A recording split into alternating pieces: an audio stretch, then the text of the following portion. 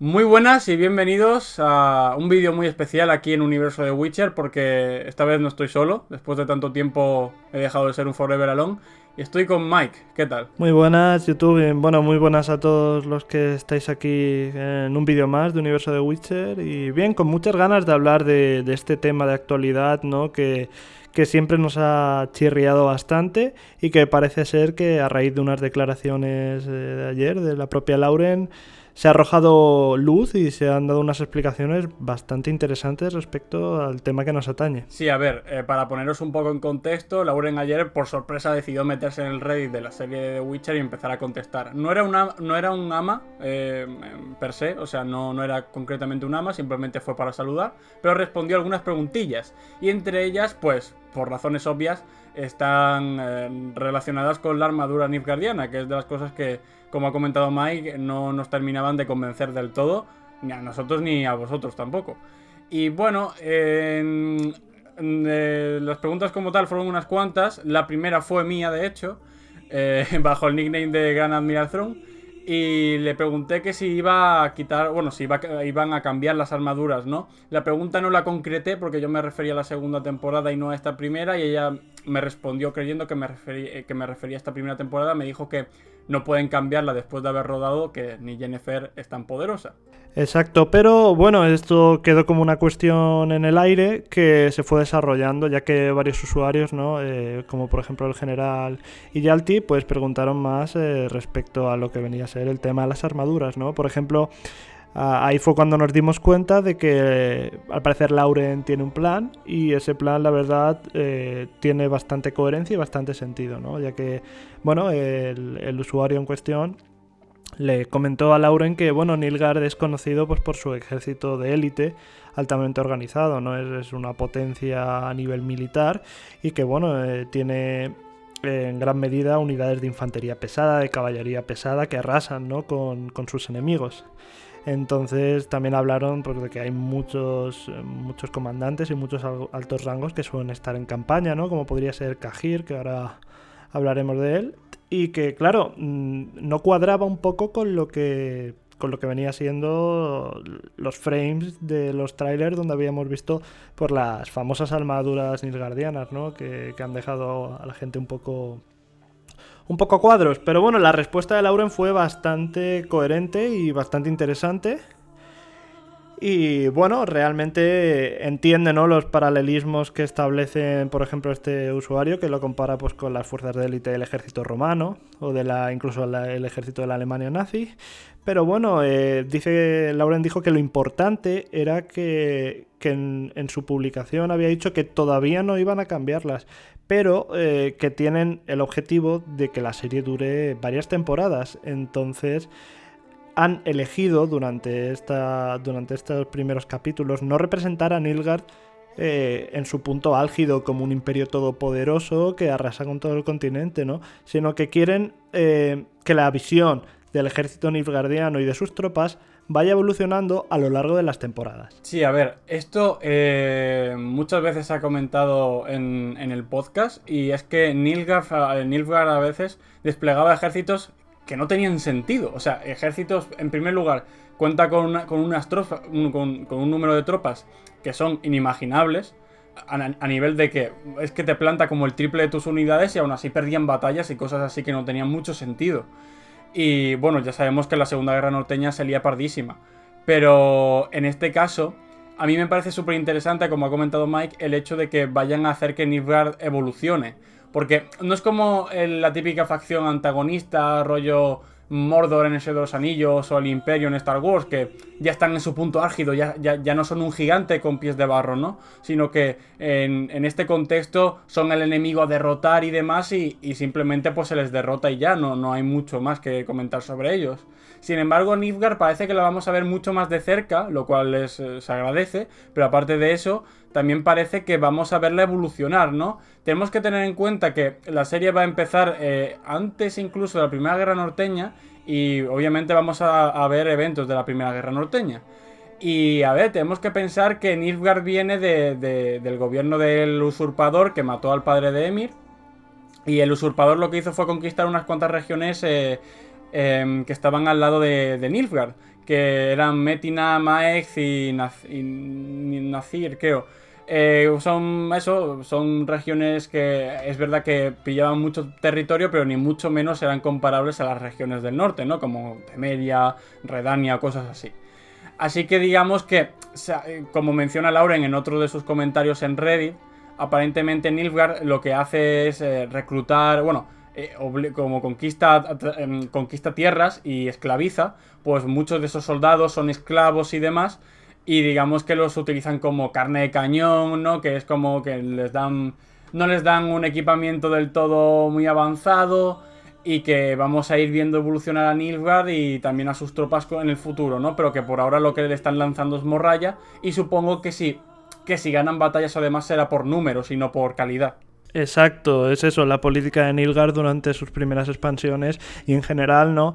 Es la de expandirse lo máximo posible, y al final, para cuadrar esos números, pues tiran del esclavismo y de soldados que realmente no son soldados, son campesinos, ¿no? A diferencia, como bien se comenta en todos los lados, ¿no? De la Guardia Real Cintriana, del propio ejército de Cintra o de Temeria, ¿no? Que son unidades pues especializadas, son muchos soldados que han pasado pues por entrenamiento, y tienen pues un mejor equipamiento sobre todo que las tropas de Nilfgaard, pero son mucho menos numerosas, ¿no? Llegados a este punto, yo creo que hay que pensar en el material que tenemos sobre la saga, sobre todo a nivel visual, ¿no? Y aquí es donde entra también, para ilustrar los ejemplos y la decisión, ¿no? Digamos, de Lauren y de la serie, de tomar este rumbo tan aparentemente ilógico, pero que tiene sentido. Y es el juego de cartas de The Witcher, Gwent, desarrollado por CD Projekt. Todos sabemos, ¿no? Que bueno, todo lo que ha hecho CD Projekt a nivel de adaptación, la saga de videojuegos principal y eso, no está considerada canon. Pero es un caso especial Gwent, porque Gwent no solo utiliza personajes de la saga de videojuegos, sino que representa a nivel artístico muy bien sucesos y héroes y personajes de las novelas, ¿no? Porque tenemos, por ejemplo, personajes como Nibelen o como el propio Jean Calveit, que en la trilogía de juegos original no aparecen, pero en Gwent sí. Entonces hemos hecho un pequeño repaso, que ahora comentaremos, sobre varias unidades o varias tropas del ejército de Nilfgaard, donde podemos ver esa diferencia entre el equipamiento de las armaduras, ¿no? Y ya no solo héroes, piensa que también, héroes oficiales o personajes, sino que también hay unidades que mismamente no aparecen en The Witcher, porque en The Witcher 3 estamos a otra bola, pero hay unidades y destacamentos y un montón de, comandos, por así decirlo, que son exclusivos de los libros y que en Gwent están representados. Exacto. Y bueno, yo creo que el arte que nos hizo no saltar las alarmas, sino darnos cuenta de que esto tenía sentido, es una carta que se llama Infantería Esclava, ¿no? Que representa muy bien lo que estamos diciendo, ¿no? Una turba, porque más que un regimiento, un ejército, es una turba de soldados mal equipados realmente, con casi lo primero que llevan puestos, liderados por un portaestandartes o un comandante nilfgaardiano, ¿no? Esto hace referencia pues a lo que decíamos, ¿no? De que gran parte del ejército nilfgaardiano, sobre todo en esta primera temporada, pues van a ser esclavos que han sido reclutados casi a la fuerza, o soldados muy rasos, como podrían ser los reclutas que estamos viendo ahora en pantalla, pues con una coraza muy básica, muy rudimentaria, de hecho pelando patatas, ¿no? Y poco más. Sí. Y luego pues otras unidades como los soldados de Daerlan, que realmente no tienen una alta formación, los propios piqueros del Alba, o incluso la división Magne, que aunque se encargan más de vigilar y proteger el desierto de Korath, tampoco cuentan con una armadura, con una coraza bastante contundente, ¿no? Sino es un ropaje más ligero, y que quizá pues se corresponde un poco con lo que estamos viendo.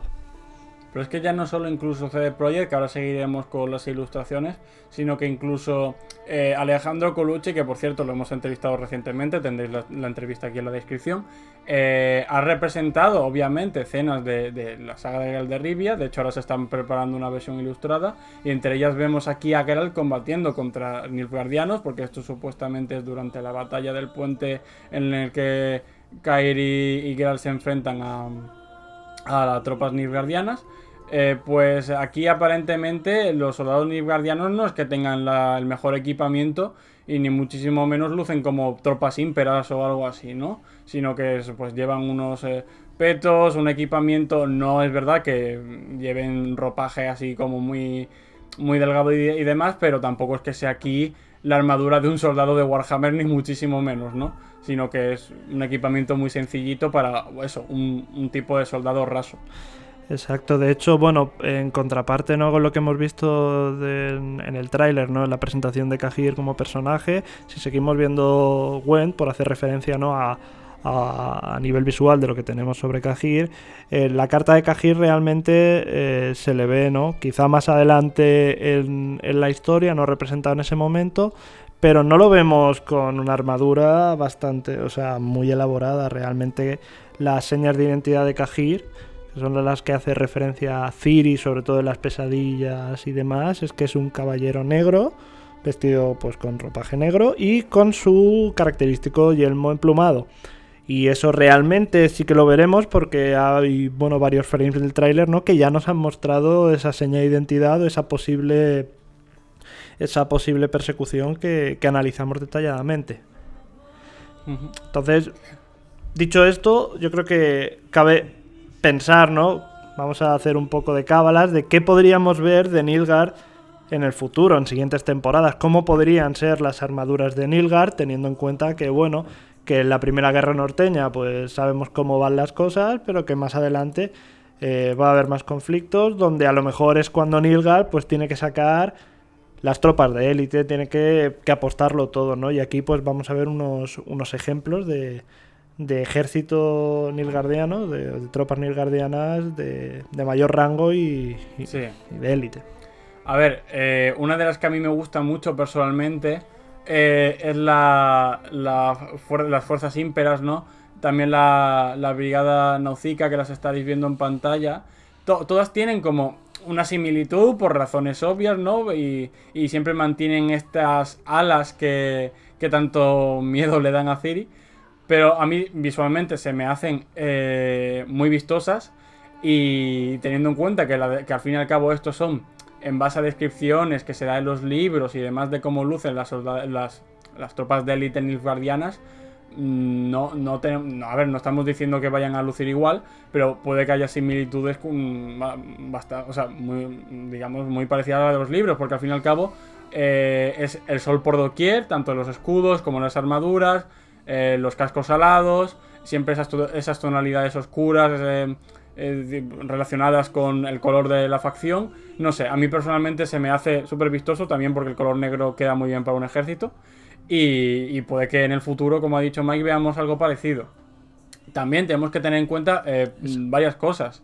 Nilfgaard, la Nilfgaard que se va a representar aquí, no es que no tenga no es que tenga tropas de élites y las esté guardando, sino que lo que nos plantea Lauren más o menos es que en el futuro la nación como tal va a ir evolucionando, porque tener en cuenta que pasan muchos años. O sea, van a ir pasando muchos años y supongo que bajo el mandato de Emhyr pues las tropas también se irán haciendo de élite, se irán especializando y poco a poco pues supongo que tendrán brigadas ya y demás y caballería de todo tipo, infantería ligera, infantería pesada, supongo que también tendrán variedad en máquinas de asedio y todo este tipo de cosas. Pero es que vamos, esto por ejemplo también pasa incluso en el universo expandido de Star Wars, que al principio utilizan tropas así rasillas los del Imperio y luego vemos que tienen de todo. Yo creo que es una evolución totalmente lógica. Y también es verdad que tenemos que pensar que esto es una saga de fantasía. Aquí no todo tiene que ser correctamente histórico ni muchísimo menos. Aquí se premia la narrativa y también lo visual. Exacto, así que bueno, ya no solo hablar de ejemplos, ¿no?, de lo que son tropas rasas, sino que también tenemos ejemplos de comandantes, caballeros nilgardianos, ¿no?, que son nobles que van con su armadura, y luego pues muy representativo, ¿no?, para ver esa evolución temporal, pues es este arte sobre la batalla de Brenna, ¿no?, donde vemos a 3 comandantes nilgardianos, que son Afar Hillengrand, Fifión Bargarnel y Ramón Tirconel, y que realmente pues aquí ya representan lo que viene siendo el equipamiento, ¿no?, de un noble o de una tropa de élite dentro del ejército nilgardiano, ¿no?, con una armadura muchísimo más elaborada, muchísimo, pues bueno, más vistosa, ¿no? Y bueno, por poner ejemplos, pues tenemos aquí en pantalla a Bremde, ¿no?, un comandante también de Nilgard, donde pues luce perfectamente una armadura muchísimo más elaborada, el propio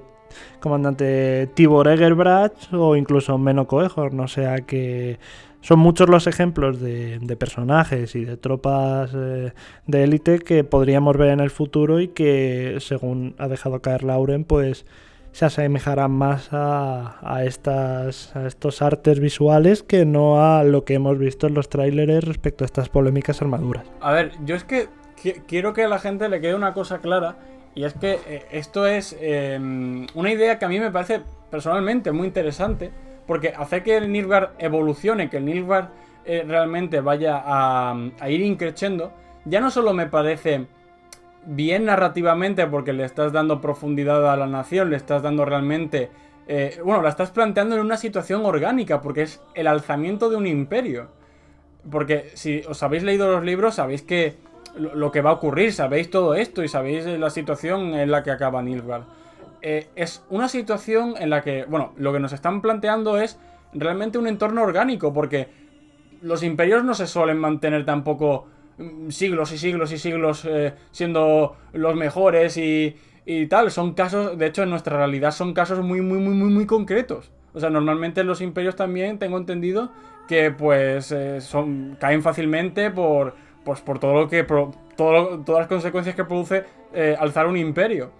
Y en el caso de Nilfgaard, pues nos van a hacer nos van a enseñar el alzamiento de un imperio, de cómo poco a poco va expandiéndose, cómo va aprovechándose de esas políticas tan agresivas que tiene, como el expansionismo, como el esclavismo, y como hemos comentado Mike y yo, pues cómo utilizan a los propios esclavos como tropas, cómo van, cómo anteponen los números a la propia estrategia y demás, que supongo que también será algo clave. Pero es que ya fuera de esto, también es lógico cara a el planteamiento que pueden tener los reinos del norte, porque cada vez van a sentir más presión. Las reuniones que veamos en las siguientes temporadas, que ya sabéis que en los libros esto también ocurre, esas reuniones de emergencia de Nilfgaard es muy peligrosa y demás, aquí pueden tener muchísimo más sentido, porque es un crecimiento exponencial del propio imperio y cada vez se va haciendo más y más peligroso. Así que los reinos del norte están a contrarreloj. Es una situación incluso más agresiva. Así que a mí me parece que es totalmente acorde para lo que va a ir ocurriendo en los libros. Y yo personalmente, si Lauren sabe plantearlo, si lo tratan bien, creo que va a ser incluso una mejora cara a lo que se hace en los libros. Exacto, así que bueno, para todos los que estábamos más alarmados, creo que está bien pues ser más prudentes y tener en cuenta, ¿no?, a raíz de esto, de que bueno, estas armaduras se pueden mejorar mucho, pero que tienen un plan y que esto estaba planeado desde el principio. No es una recogida de cable, no es un error, ¿no?, como declaraciones de gente como Tomek Baginski no podían dejar caer, sino que forma parte de la adaptación y la representación del Imperio de Nilfgaard, lo cual a mí me hace bastante feliz, ¿no?, saber que lo tienen todo en mente y que imagino que será otro aliciente más de cara a siguientes temporadas. Sí, porque también si te paras a pensar en las siguientes temporadas que vamos a seguir viendo a Nilfgaard igual en la misma situación, esto al menos le va a dar un poco más de variedad al tema. Pero eso, no hay mucho más que comentar, la verdad. Ya hemos terminado las conclusiones, yo creo que hemos dejado el tema bastante detallado, creo que los hemos explicado todo bastante bien. Y ahora es el turno de vosotros, comentándonos en los comentarios todo esto, qué os parece, dándonos vuestra opinión, siempre de una forma respetuosa. Y nada más, Mike, gracias por pasarte por YouTube y nada, espero que os haya gustado el vídeo. Un saludo y hasta la próxima. Bafel.